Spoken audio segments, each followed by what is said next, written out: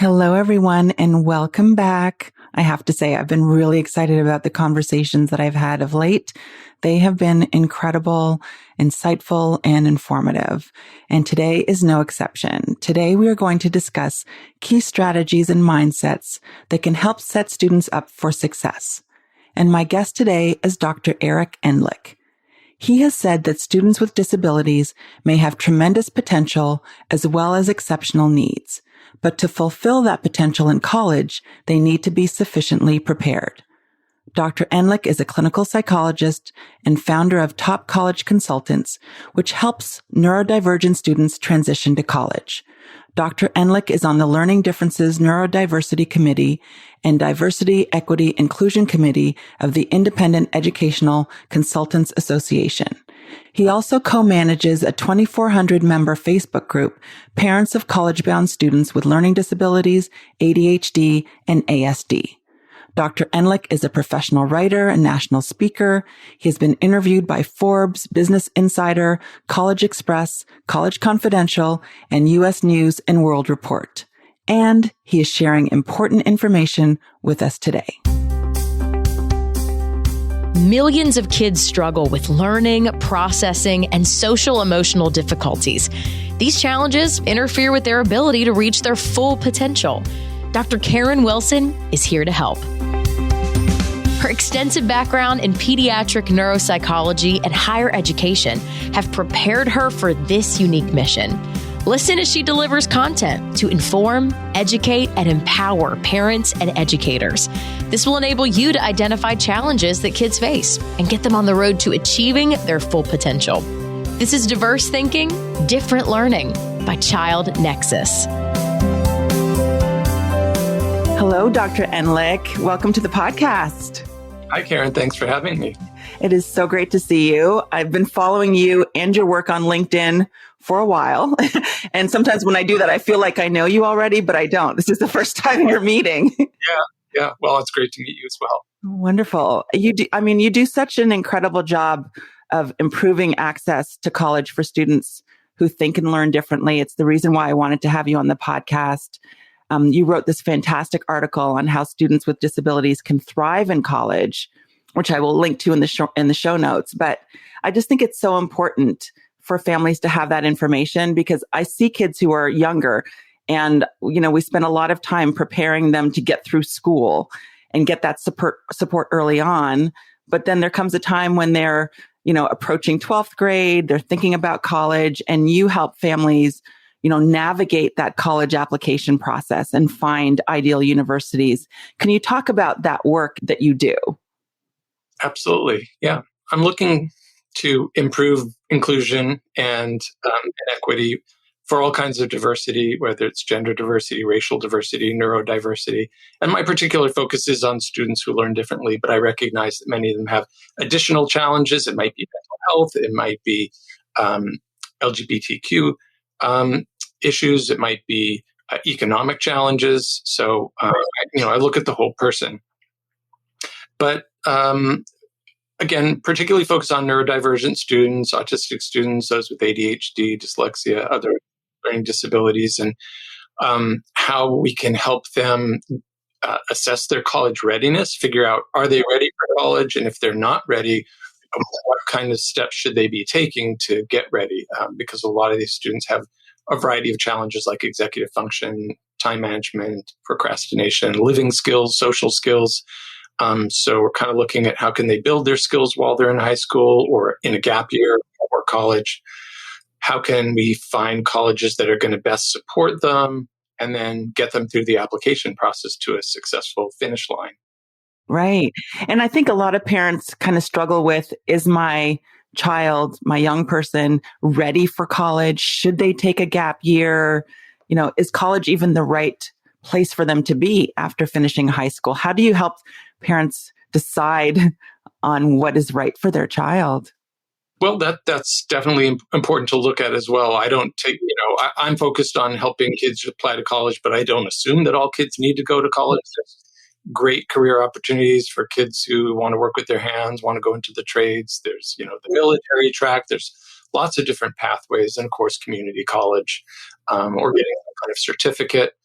students who have intellectual disability but really want a college experience. There are two programs that are typically 2 years, non-degree programs for students with intellectual disabilities. So again, I'm not assuming everyone needs to go and get the so-called 4-year bachelor's degree, but that's mostly the kids that I'm focused on. As far as figuring out whether they're ready or need to take a gap year, we kind of look at what they need to have to be successful in college, and are they there yet? Have they lived away from home before? Have they gone to overnight camp? Do they know how to cook, do laundry, travel, manage money?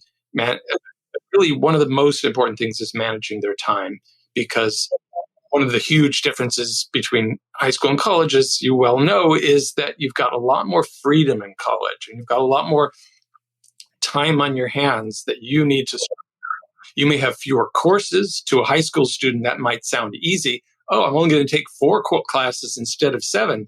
That'll be a breeze. Except that also means you have a lot of time to figure out how I'm going to do this paper that's not due for another 6 weeks, but it's huge. Or I have hundreds of pages of reading this week, but I have 3-4 days to do it in. When am I going to get started?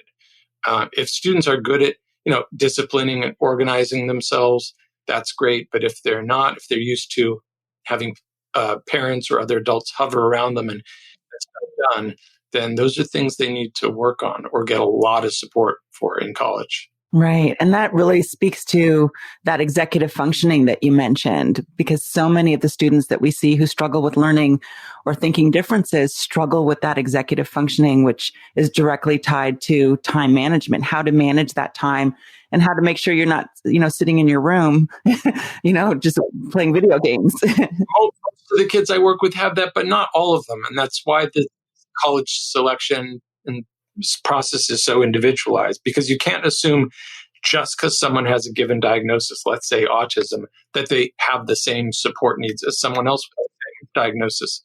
A lot of the autistic kids I work with are extroverts and they're very social, contrary to the stereotype.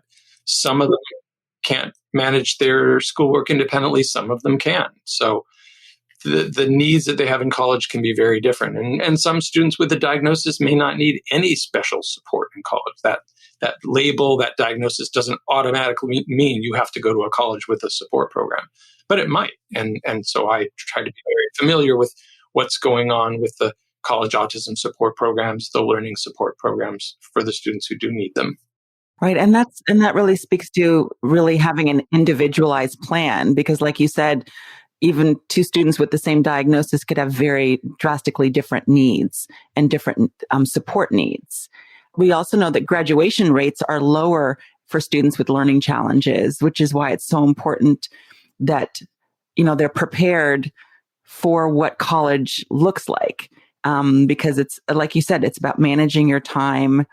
And there are other things that they need to have in place to support them. How can parents might be listening set their teens up for success if they know that college is the right place for them to be?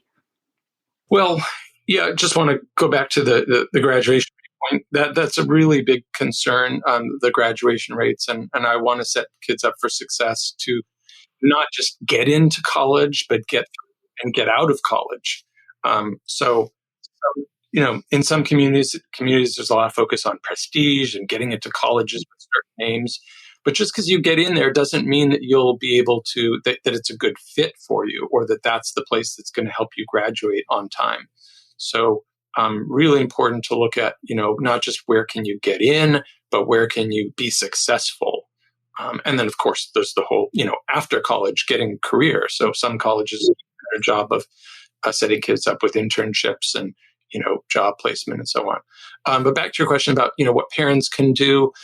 So it goes back again to assessing what skills the students need to work on. And I would, pull the whole team together for that.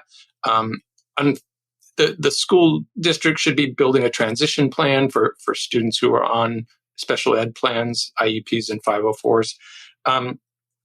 But parents and students, and not just the parents, but the students too, need to be proactive and asking those questions of, what do I need to be working on?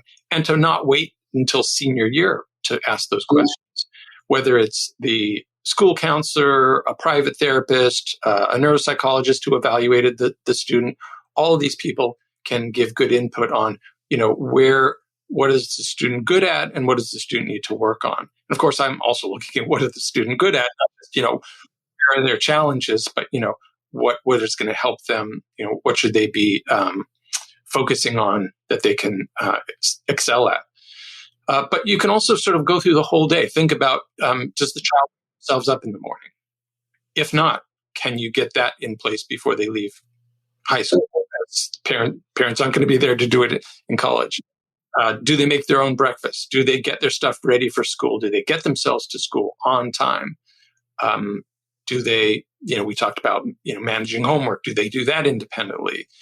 If not, they need to build a system in place to do that. There's a million different ways to do it. That's what executive function coaches often help students with, building a system, not just, sort of hovering over the student, but getting the student to be self-reliant. So I kind of look at all that, do all the way to bedtime. Do they get themselves to bed at a reasonable time, or does the parent come to the room and say, okay, shut off your game and go to bed? Independent on all these things, that's great. For the areas where they're not independent, whether it's doing laundry, finding their way around, managing money, those are the areas to start working on. Right. And I think it's so tempting for parents who have had children or who have children who've struggled academically and maybe even socially and have been doing a lot for their children to kind of back off and help their children build those independence skills. Absolutely. Yeah. And I'm a special needs parent myself, so I'm extremely familiar with it. My kids are neurodivergent. I'm neurodivergent. I'm very familiar with, how difficult it is to sort of step back and let your child maybe fail, maybe fall on their face, metaphorically speaking, a few times before they get it right. And also, there's so many resources out there that parents don't know about. So, you don't know what you don't know. You might, if your child's a senior and you're listening to this and thinking, oh no, my child doesn't know how to manage their time, that means they can't go to college. Well, they can get academic coaching at some colleges. Most colleges don't offer that service, but some of them do. Some of them will have someone that a professional that the student can meet with every week to make sure that they're getting their assignments done. So if your student still, is on the verge of college and struggling with that, it doesn't mean that it's hopeless. There are resources out there at certain colleges, or there are gap year or PG postgraduate programs designed for neurodivergent students to help them get ready for college, to help them work on these skills. So it's not sort of all nothing that either your child has to be ready or they can't go to college. Absolutely. Absolutely. There are a lot of different ways and different timelines for getting students ready for college. And, a lot of parents will ask, well, when should I start? I'm thinking about the parent who's listening and says, oh my goodness, I should have started this earlier. My kid's leaving in June. Or, when, and it's probably different for every child, but when do you recommend starting, the building of these independent living skills? Well, in some ways, it's never too early and it's never too late. If your child is a senior and it's almost May 1st, if they've already committed and they're starting college in the fall, there's summer programs that a senior could go to.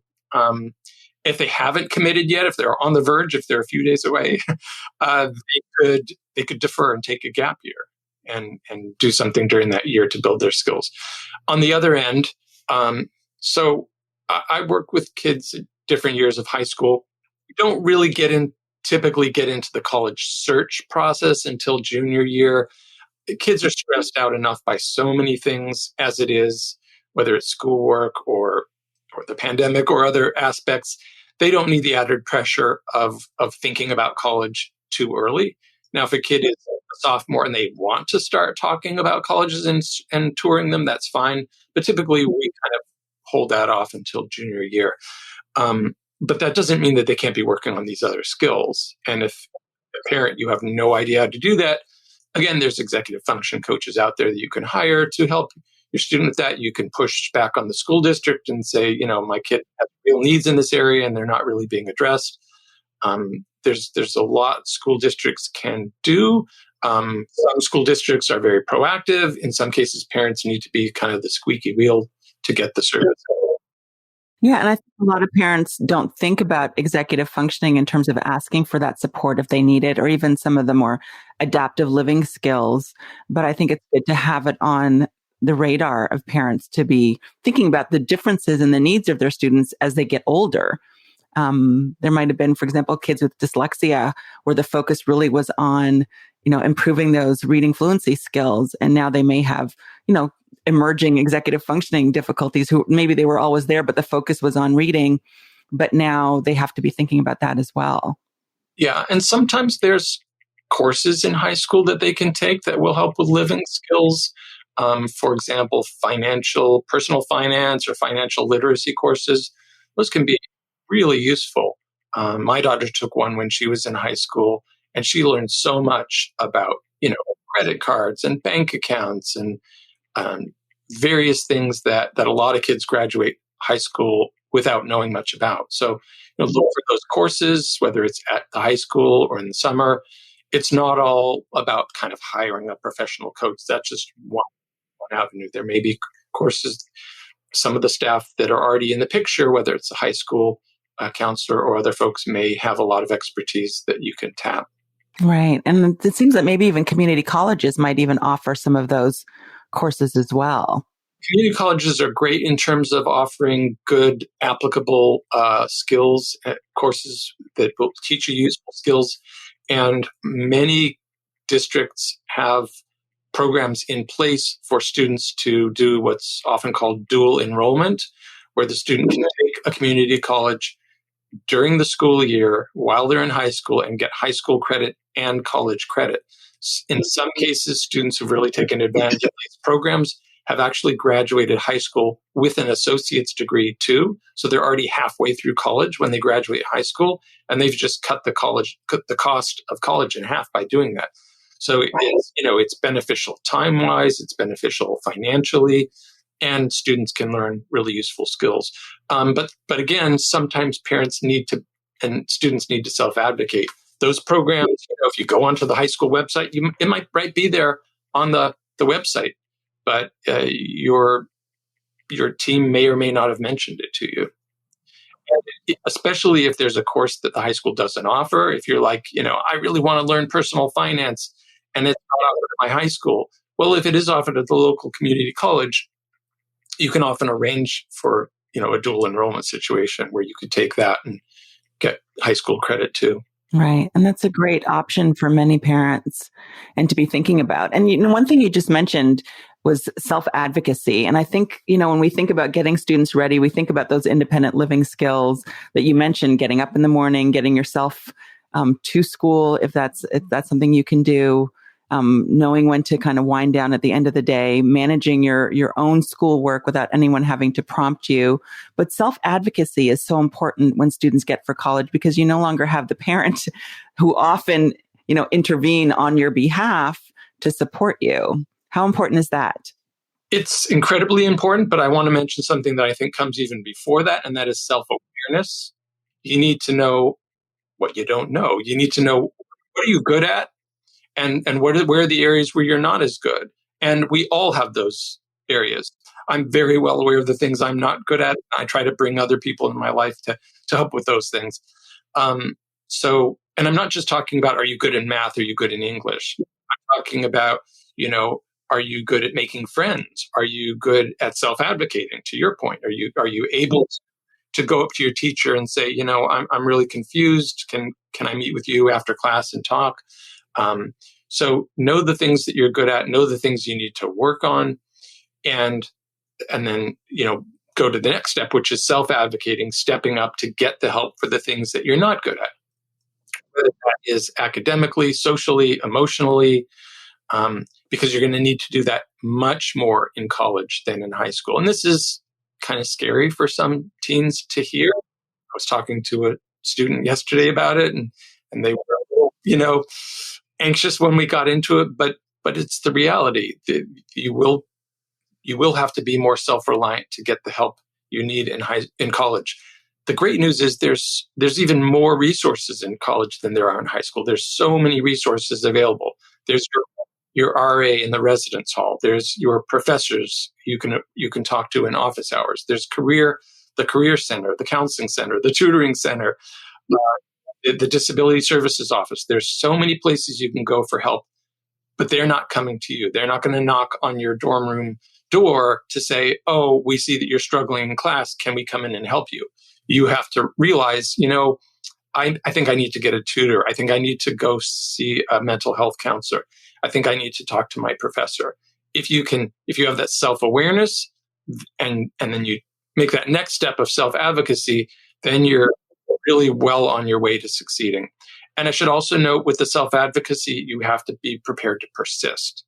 What happens if you go to the website to look something up and the website doesn't have the information you need, or you call and you don't get a return phone call, or you try to get an appointment at the counseling center and it sounds like there's going to be a long wait and you can't wait. You have to be prepared to kind of be a little pushy and figure out how to get your needs met, whether it's finding another resource. But again, there's all those people in college you can go to say, hey, I'm running into difficulties. What do you suggest? I don't know how to navigate the system. You don't have to figure it out on your own, but you do have to ask for help. Absolutely. Because even if you are eligible for certain accommodations, the professors won't automatically give them to you. If you're one of 400 people in the class or one of 50, they're not going to, call you aside and say, you have accommodations. I've arranged for this for you. The student will have to do that themselves. Yeah, that's a key point, that there's many differences between high school and college. And that's one of the differences that families are not always aware of, that in most colleges, not always, but most of the time, the kind of typical situation is when you get started at the college and you bring your documentation to the disability center and you get your list of accommodations, it's then up to the student, as you said, to approach every professor every term. So it's not a one and done deal. It means every time you start a new term, you go to every professor and say, here's my list of accommodations. Just want to let you know I'm entitled to extra time on testing in a separate room, bringing my laptop to class, sitting in the front row, getting access to your notes from the instructor, whatever those accommodations are. You have to have that dialogue with the instructor. Most of the time, it's a simple process and they just say, okay, great, no problem, all set, we'll make that happen. If the professor, were to push back and resist, then you would again have to fall back on your self-advocacy skills and maybe go back to the disability center and say, hey, what do I do? The professor says they won't allow me to do this thing that you tell me I'm entitled.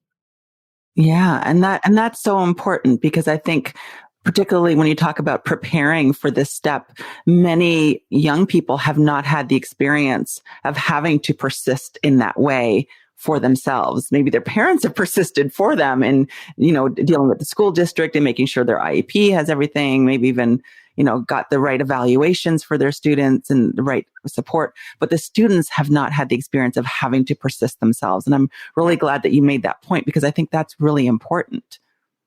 Yes. And I'm all about empowering other people. So this is, in high school, it's an opportunity for parents and professionals to empower the students to solve their own problem. So if the student's saying, help, I'm having this problem, whether it's, getting services or struggling academically, whatever it might be, it's so tempting. Again, I'm a parent. I know the temptation. It's so tempting to jump in with advice and answers. It's so tempting to say, oh, I think you should do this to solve your problem.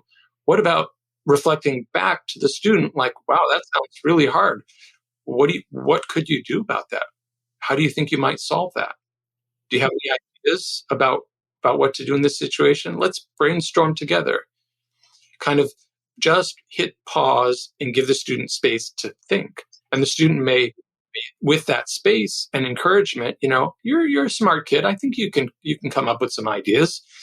They might start to say, oh, well, I suppose I could maybe do this. Yeah, that's a really good idea. And it's also great for the student's self-esteem. It's not just about solving the problem. It's about making the student feel good about themselves and feel more empowered in the future to solve problems when you're not there to solve them for them. Absolutely. And that empowering piece is so important. And then also just having the students, young people, embrace who they are. and in all of their, strengths and their weaknesses, because there's so many students who I see and you see, who have learning and thinking differences, but they have such tremendous potential, but they also have unique needs. And we want strategies for them to help with this transition. And how important is helping students embrace who they are as they're making this transition, and even before then. Yeah, I mean, I'm in awe of some of my students. Some of them are so smart, so interesting, so passionate. I love to find opportunities for them. I recently moderated a panel of film screening and discussion, panel discussion of the film Autism Goes to College, which is a wonderful documentary. And we had the film's director and the film's executive producer, and then I had some student panelists and a grad student, alumni, and so on. But I also brought in a high school student that I've been working with. I just knew this student would do a great job on the panel. They're just very passionate about neurodiversity and social justice and autism, and they had never been in this situation before, and it just opened the doors. It made them feel so good about themselves, and it just kind of opened doors for them, like seeing themselves as being a voice and finding their voice. So I really, again, I'm all about empowering students, finding opportunities for them, and helping them play to their strengths, not just, as we've been talking about, kind of working on the things that they need help with, but figure out how can they take their strength and help them shine, whether it's turning it into a career, helping them make friends, what have you. Those interests, those passions, those talents and personal characteristics are critical.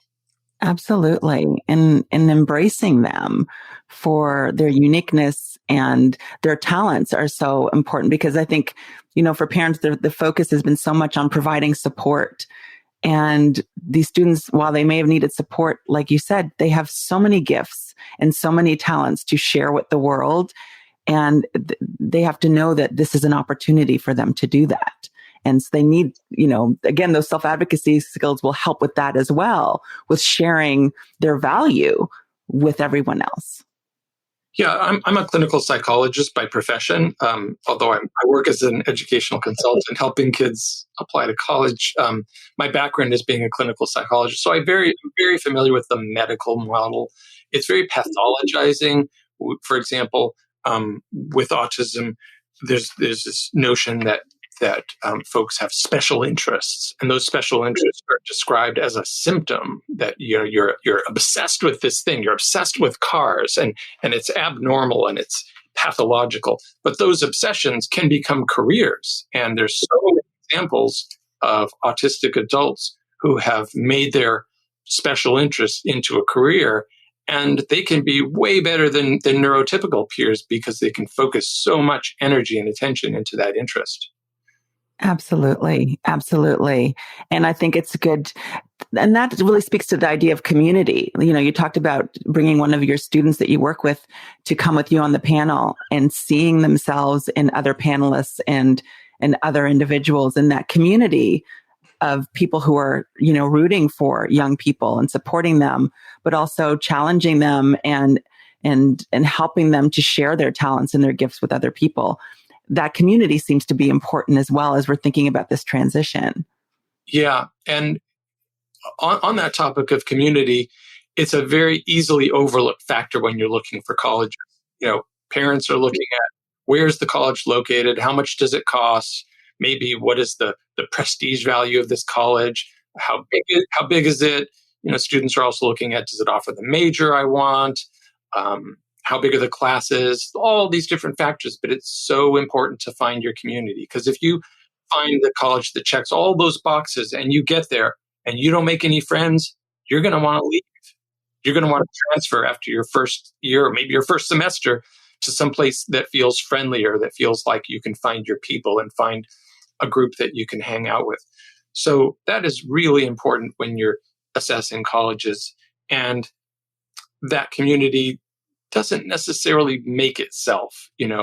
So when we're looking at colleges, one of the things I encourage students to look at is go to the list of clubs, which is not always easy to find on the website, but it's usually there if you can click down several levels and scroll through that list and see if there's clubs that appeal to you. And if there are, be prepared to jump in and join those clubs right away. There's no commitment. You can leave the club if you don't like it, but it's a great place to make friends. Or a living learning community, which is, again, something that not everyone knows exists. There may be floors on the residence hall or even a separate hall with a specific interest, like international students or LGBTQ students or other business students. And, if you join one of those communities and you're living with those people, then that can be a great way to make friends.